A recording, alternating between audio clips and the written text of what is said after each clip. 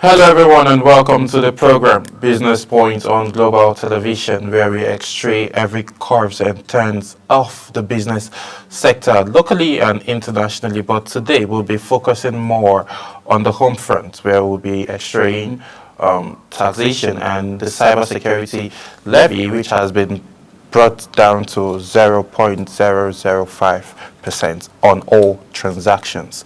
Yes, but we'll get into that. But for now, before we get into that conversation, let me bring you up to speed with the report from the Nigerian Bureau of Statistics. The average retail price of automotive gas oil, popularly called diesel in Nigeria, surged by 64.5% year-on-year, reaching 1,406 naira to a litre in the month of August 2024, compared to 854 naira per litre recorded in the year last year. This is according to the National Bureau of Statistics. Automotive gas oil, in bracket gas, price watch report for September 2024 released. The shape raised reflective on the persistent cost pressure on consumers as fuel prices continue to climb. On a month-on-month basis, an increase of 1.93% was recorded from 1,379 naira 0.48 kobo in the month of July 2024 to an average of 1,406 naira in August 2024. The report highlighted the data was collected from across 774 local government areas in 36 states and the Federal Capital Territory, Abuja. Significant regional variation were observed, with Kaduna, Bauchi, and Taraba states recording the highest average price. So, despite all of these, different states sell petrol on a different and diesel on a different price, given the fact that the market is, and then the NNPC sells at 1,400. But we tend to notice from reports reaching us that states like Kaduna, Bauchi, Taraba, recording the highest average of prices. So all of this needs to be regulated, and then the bodies in charge need to get into swift action, given the fact that it's way higher, and then experiencing issues like this and then witnessing different prices from different sectors, different areas, tends to affect the cost of living of transportation, as well as every other businesses that happen within that state at the time. So at this point, we will call on the regulatory bodies to swift into action. But moving on and away from gas and fuel for a little bit, the federal government offers a 150 billion bond for the month of September. The Debt Management Office has announced that the federal government is offering 3 bonds worth 150 billion for the September auction. In a recent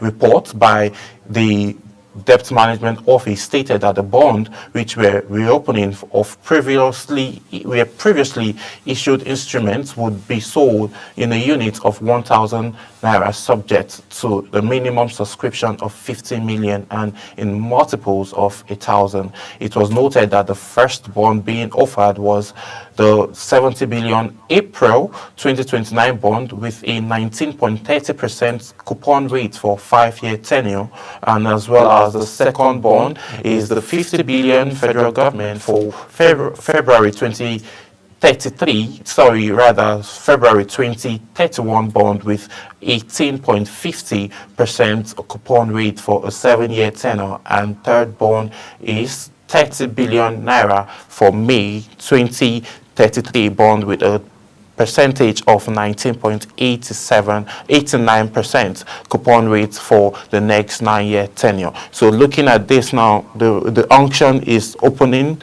This has opened rather this month, and then a whole lot of persons are getting into it, and at this point these are which it's going to be auctioned, and all of this will be taking swift response and action from the month of October reports reaching us. But we'll be going on a quick break, and when we return back, I'll be having my guest who would help us understand the taxation, the new policies, the reforms that is happening within the FRCN, and again the tax levy that is said would be imposed on crypto traders in Nigeria. So all of this, the National Assembly are having a hearing with the FRCN to bring about the tax reform that would be happening for cryptocurrencies in Nigeria, as well as also looking at the cybersecurity levy, which is now at 0.005%. We'll be looking at it on what the angles of the effect is going to have on small-scale businesses and as well as existing businesses. What does this mean for small-scale business, those that are looking to get into the business, and as well as large companies? Stay with us. When we return back, Business Point continues.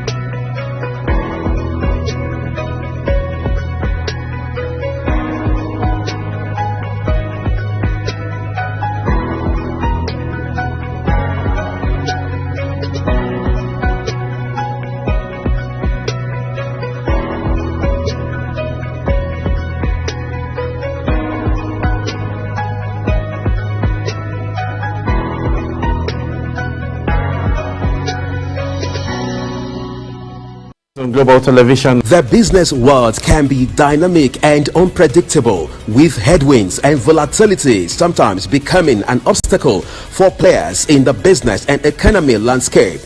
Watch Business Point on Global Television as Samuel Oji walks you through the twists, turns and curves in bands, stocks and crucial market indices from a global standpoint. Watch Business Point weekdays on Global Television at 11 a.m. West African time.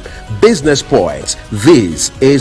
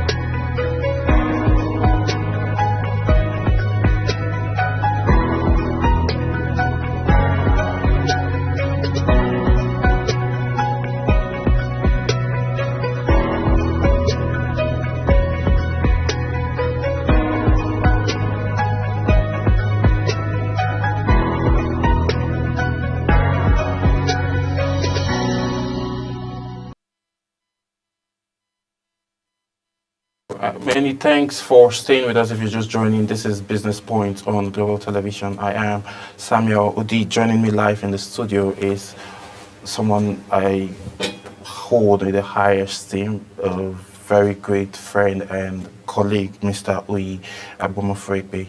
Thank you so much for joining, sir. It's always a delight to be here, Sam. I would say I'm honored. Yes, sir. So, looking at taxes now and the incentives, what basic incentive do Nigerian SMEs have when it comes to, Nigerian tax laws?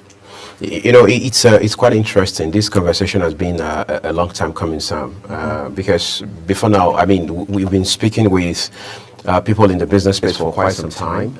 We talked to regulators, we talked to stakeholders who probably neck deep, so to speak, in terms of policy frameworks and reforms regarding tax and taxation in this country. I think if we want to be fair, the last administration of former President Muhammadu Buhari had done a lot in terms of trying to bring some sweeping reforms, even though those reforms eventually ended up not being sweeping enough. But we saw the efforts that had been made. Yeah. But let's focus, for the sake of this conversation, more on, if you like, what they call tax breaks and things, around some sort of soft landing in terms of taxes and all of that.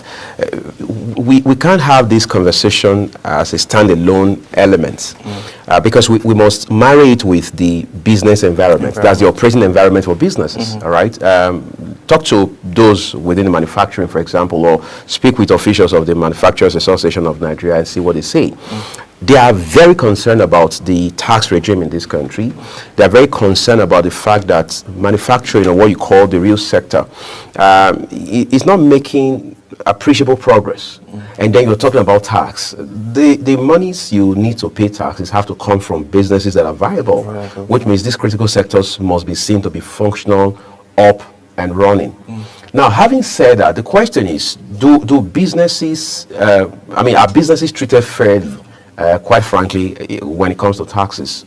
When all is all said and done, when you consider all the factors, the answer will be a categorical no. Before now, Sam, businesses have been complaining for many years about, some people call it multiple taxation. Others say no, it's actually not multiple taxation. It's just a matter of levies that people mistake to be taxes. But I think for many business people in this country, particularly those in the SME bracket, it is not so much about nomenclature as it is about the fact that money is leaving their businesses in the name of taxes. So that is what has given rise or giving cause for that to, all of these calls for tax reforms and what have you. The president of, the government of President Bola Tinubu has done a great work, first of all, by taking a very, a right step in the right direction, appointing Taiwo Oyedele, himself someone who understands tax and taxation on a global scale. And better yet, he understands the peculiarities around the dynamics of tax and taxation in Nigeria, to say lead a committee for us, all right, to take a look at where we are right now with regards to taxes, whether it's for corporate entities, or for small businesses, or for individuals. And we understand he's working, his committee is working hand in hand with the Federal Inland Revenue Services. So on a final note, fingers are crossed, hoping that this committee and all of its partners it's working with will be able to come up with a kind of framework that would drive Nigeria in such a way that when businesses pay taxes, two things will happen. One, they'll be happy to pay taxes. Two, they'll be happy to do that because their businesses are thriving, they're making more money, and then they have no reason not to pay taxes. Yeah, looking at this angle now of Mr. Taiwo and the FRCN, though they'll be having a little bit of briefing in the National Assembly a little bit later today, and then we're hoping to get reports on what the conversation they had will be. But based on that, cryptocurrency has been one of the major, currencies, and again, it's been traded over 400 million annually in dollars. It's been traded in Nigeria. So, one of the conversations that the FRCN will be having with the National Assembly, that's the FIRS, FIRS rather, sorry, would be in line with taxation for crypto. So, is this, a welcoming development, given the fact that this sector has actually been, trading for quite a while now, and then nothing has been done? Do you think there will be a backlog, or it's just going to kickstart from the 1st of October? No. I think I'm not so sure about the backlog because I think Nigeria got off on the wrong footing as far as we can see, as much as we know regarding the issue of crypto. I mean, you and I talked about this in passing once, and I did mention about how that in the heat of the NSAS protests, virtually 4 years ago, right, there was the call to say ban crypto, and we saw the CBN then crack down on crypto accounts, crypto-related transactions, and what have you. And then former Vice President Yemi Osinbajo did say at that time that we shouldn't, in a manner of speaking, throw the baby and the bath water away. Now, what did he mean in context at that point? He was saying essentially, look, we can regulate crypto. All we have to do is to sit down and create a framework around it. Because at that time, we were having this conversation about 4 years ago. Crypto had become phenomenal in the US and across the countries in Europe. Yeah. All right. So if we had done that at that time, it means in the last 3-4 years, for example, we'll be having a conversation that is on a higher level than we're currently having right now. But again, they say better late than never. So let's just assume this is the second best time to have it done. As to your question regarding whether there will be a backlog of taxes or not, I think we need to first of all be sure whether we have put the right framework in place. Or are we still going to have a system where people will be afraid to do transactions in crypto? Because one of the fears, in fact, the major fear that the Nigerian financial space or those players in that space have, particularly conventional systems, banks, and the rest, is that crypto is more like stealth operation. All right, it's more like those who use crypto are off the radar, so you can't track them, you can't trace them, you can't lay hold on them, you can't do KYC. Know your customer on crypto people. So if the government says, look, going forward, we understand that the world is evolving.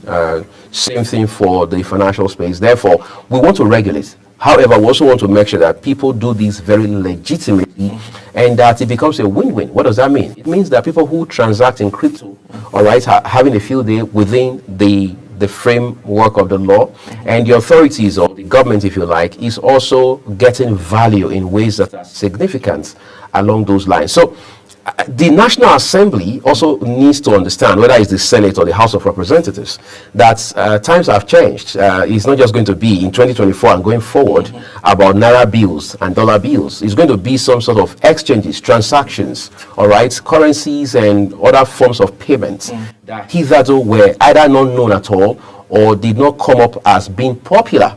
So they also must live in the light of the realities that we have in front of us as far as the conversation around crypto is concerned. Okay, looking at the future and transactions digitally and all, it was said earlier, alleged that cybersecurity levy will be put in place. And then first track down to a couple of weeks ago, it all came up again and saying that now it's no longer going to be 5%, it's going to be 0.05%. So do you think this is in the wake of the future transaction? That's why all of this cybersecurity levy conversation is coming up. Because if you look at it from this other angle, if anyone is transferring, let's say 5,000 naira, then you should be paying a cybersecurity levy for, let's say, if my maths is good, as 5 kobo. So do you think in the wake of looking at the future and how fast the globe is transcending into digitalization, do you think it's this avenue for cybersecurity levy is going to hold forth for businesses and also private individuals? Yeah, yes, it will. I don't know, but my sense is that what the CBN is doing right now is to get ahead of the development. Okay, I'm tempted to call this, but I won't. But you know all of these shopping sites, all of these e-commerce sites and apps and platforms and what have you. They started, essentially 8 years to 1 decade ago. And at that point in time, it was as if the Nigerian authorities were sleeping in terms of regulation. So the time came when I was saying, no, these guys should pay taxes. No, they shouldn't pay taxes. And then the question of how do you ensure they pay taxes? How do you bring them into the tax net became a challenge, all right? And then I think what the current leadership of the CBN is doing under the headship of Dr. Olayemi Kadoso is to say, look, let's be proactive about these things. Let's move real fast. Because if we think that the world has evolved, especially as has to do with fintech or finance and technology, it means we haven't seen anything. Because as it stands right now, Sam, we are only at best scratching the surface. So the CBN is probably, in all likelihood, trying to say, let's put this framework in place so that as these companies come on stream, right from when they hit the ground running, they already know that they will have to pay taxes and understand the precision of how much of taxes they will have to pay and what the terms will be.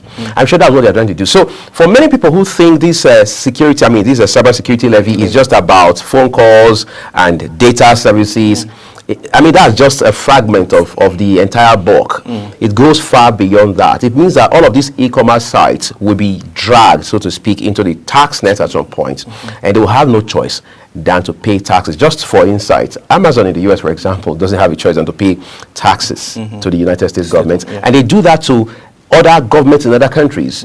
In Africa, for example, they do that in South Africa. Of course, they do that in Australia. They do that across Europe and the Middle East and South America. So the question is, the equivalent of Amazon in Nigeria, of course, you and I know those names on the top of our heads. Do they pay taxes? And the answer is a capital letter no. So the CBN is trying to reverse that trend by way of introducing this levy. Yes, before we wrap up today's edition of the program, but I just want to ask, why do you think Nigerians, people find it hard to want to really pay tax, on be it individually or to a business? Do you think the main reason is because they rarely get the value of their tax payment? You know, Sam, there's the tax evasion instinct. Ordinarily, the average individual or business, whether small, medium, or large, corporate, what have you, won't want to pay taxes. But you see, the system has a way of subtly compelling you to pay taxes. But one of the ways you do that is to create incentives. Make the business climate friendly enough. Let people understand that paying taxes is civic, is an obligation. So it's not something you do because you're nice. Let's be clear. You don't do it because you want to please governments. Of course, people will do that from their conscience, whether individual or what they call corporate conscience. But that's again because you know that government has a framework in place that compels you one way or another to pay taxes. However, one of the best ways you do that is to ensure that government gives as much support, critical support that is, to businesses. Another way to do that is to ensure that you also give what they call tax holiday to businesses. I'll give you an example real quick before we tie it up. So Samuel Odi is starting a business today, let's say somewhere in agric, value chain in between the agricultural sector. And you're telling Samuel, we've already seen what you can achieve in the next 5 to 10 years once this your business gets off the ground. And as such, by way of trying to encourage you so that you can also do your business successfully, because we understand one of the things you will achieve is to create jobs for young people. We are going to allow you start this business and we're giving you 3 years tax break, which means for the first 3 years of the life of this business, you're not paying taxes. So that gives you a bit of fresh air to focus your resources on other very critical areas. So those are some of the things that make people pay taxes. Otherwise, people don't pay taxes because they want to pay. Another thing, finally, is that people pay taxes once they have clear-cut evidences on the ground of the taxes that they do pay. It's called putting your money where your mouth is. All right, putting your money where your mouth is, and the importance of paying tax helps the government to create more avenue for job creation, as well as getting infrastructural development and making the city conducive for each citizen and wherever. So that's how much time would permit us to take on today's edition of the program Business Points. Mr. Oyebu Mofegbe, thank you so much for taking our time to join on today's edition. Always a pleasure. And I'll see you again tomorrow as we talk more business. Bye for now.